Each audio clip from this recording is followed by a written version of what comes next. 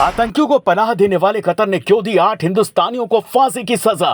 Death warrant से कैसे बचेंगे 8 हिंदुस्तानी। प्रवासी सम्मान से नवाजा जा चुका है पूर्व नौसेना का अधिकारी, आज है कतर की जेल में। फांसी की सजा पर क्या बोलेगी दुनिया। नौसेना के 8 अफसरों को फांसी से बचाने के लिए 5 ऑप्शन। जाने भारत कैसे पलट सकता है कतर का फैसला। कानूनी लड़ाई से लेकर अंतर्राष्ट्रीय दबाव तक के विकल्प शामिल। कतर की एक अदालत ने इंडियन नेवी के 8 पूर्व नौसैनिकों को फांसी की सजा सुनाई है। हैरानी की बात तो यह है कि अभी तक इसका खुलासा नहीं हो पाया है कि पूर्व नौसैनिकों पर क्या आरोप हैं। इनके परिवार को भी नहीं पता है कि उनके अपनों को किस जुर्म में फांसी दी जा रही है। ऐसे में यह जानना जरूरी है कि भारत सरकार इन्हें बचा पाएगी या नहीं। इस पर भारत सरकार की तरफ से विदेश मंत्रालय ने कहा है कि वो फांसी की सजा के फैसले से हैरान है। इस मामले को कतर के अधिकारियों के सामने वो उठाएंगे। कतर के कोर्ट ने ऐसे 8 लोगों को फांसी की सजा सुनाई है जो भारतीय नौसेना में काम कर चुके हैं। इनमें captain Birendra Kumar Verma, captain Navtej Singh Gill, captain Saurabh Vashishtha, commander Amit Nagpal, commander Sugunakar Pakala, commander Sanjeev Gupta, commander Purnendu Tiwari और नाविक रागेश हैं। ये सब Dahra global technology and consultancy services नाम की प्राइवेट कंपनी के लिए काम करते थे। ये कंपनी कतर की सेना को ट्रेनिंग और टेक्निकल कंसल्टेंसी सर्विसेज देती है। मीडिया रिपोर्ट्स में दावा किया गया है कि इन 8 भारतीय पर आरोप है कि उन्होंने कतर के सबमरीन प्रोग्राम की गोपनीय जानकारी इजराइल को दी है। इस मामले में कंपनी के मालिक को भी गिरफ्तार कर लिया गया है।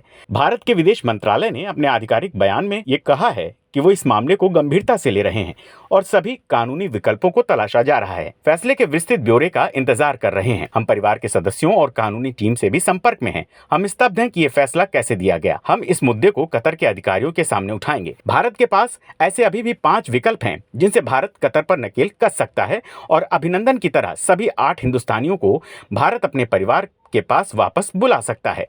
पहला विकल्प, भारत के पास सबसे पहला विकल्प यही है कि वो कतर के सरकार से बात करके इस फैसले पर पुनर्विचार करने की अपील करे, साथ ही केस को कमजोर करने के लिए कोई ठोस तर्क दिया जाए। दूसरा विकल्प, भारत इस मामले में कतर के पड़ोसी देशों से मदद मांग सकता है। मिडिल ईस्ट के कई देशों से भारत के संबंध अच्छे रहे हैं। यदि ये देश कतर पर दबाव बनाए तो बात बन सकती है। तीसरा विकल्प, 2021-22 में कतर के साथ भारत का द्विपक्षीय व्यापार 15.03 बिलियन अमेरिकी डॉलर था। कतर को भारत का निर्यात 1.83 बिलियन डॉलर था और कतर से भारत का आयात 13.19 बिलियन डॉलर था। इन कारोबारी संबंधों के आधार पर भारत कतर से पुनर्विचार के लिए कह सकता है। चौथा विकल्प, भारत कतर की अदालत के इस फैसले को international court of justice ICJ में चैलेंज कर सकता है। कुलभूषण जाधव के मामले में भी भारत ने यही रुख अपनाया था। इस कोर्ट से भारत को राहत भी मिली थी। पांचवा विकल्प, कतर के 25% आबादी भारतीय है। इनमें से अधिकतर लोग वहां बड़े पदों पर हैं। कतर की अर्थव्यवस्था में इनका बड़ा हिस्सा है। इनके जरिए भी वहां के अधिकारियों पर दबाव बनाया जा सकता है। वैसे आपको क्या लगता है, भारत अपने 8 हिंदुस्तानियों की जान बचाने के लिए इन 5 में से कौन सा फैसला अपनाएगा? भारत की विदेश मंत्रालय की नीतियां अभी तक अंतर्राष्ट्रीय स्तर पर काफी ज्यादा प्रभावकारी रही हैं।